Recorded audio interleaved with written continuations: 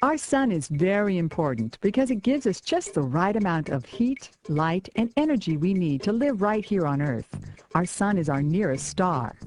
It is a yellow-orange star, which is not very big or bright for a star. The sun is made mostly of the gases hydrogen and helium. Its core is about 27 million degrees Fahrenheit, and the surface is about 11,000 degrees Fahrenheit.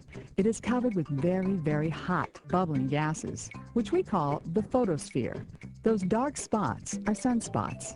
They are cooler than the area around it. Hot explosions of fiery gas shoot up from the sun. They are called solar flares. The glow around the sun is called the corona.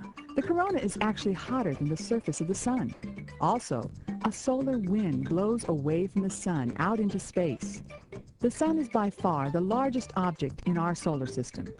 Here is how big the planets are compared to our sun. It contains more than 99% of all the materials that make up our solar system. In fact, the sun is bigger than 1 million Earths and is 93 million miles away from us.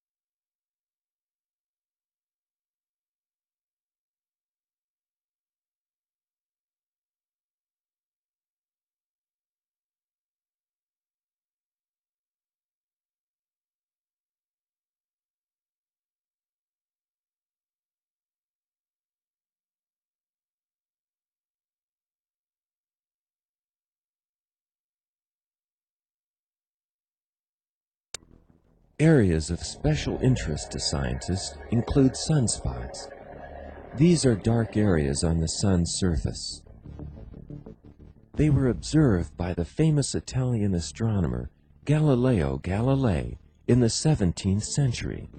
Galileo realized they were part of the sun's surface and made detailed drawings of them, but he didn't know what caused them. Today, we know they are violent magnetic disturbances in the sun's photosphere. They appear dark because they're cooler than the rest of the sun. Sunspots look small compared to the rest of the sun, but they are actually quite large. Large sunspots can be many thousands of kilometers across. This is about how big the Earth would appear next to these sunspots. The sun spinning makes sunspots seem to move across its surface. Sunspots can last many weeks, and you can measure the sun's spin by keeping track of their movement. This sequence has been greatly speeded up. In actuality, the sun spins once every 27 days. You can see sunspots yourself, but whatever you do, don't look directly at the sun. It could permanently damage your eyes. Instead, you can use a pinhole projector like this one. All it is a tube that has a tiny hole at one end and a viewing slot at the other. You just aim the hole at the sun, and its image will be projected into the bottom of the tube. If there are sunspots, you should be able to see them.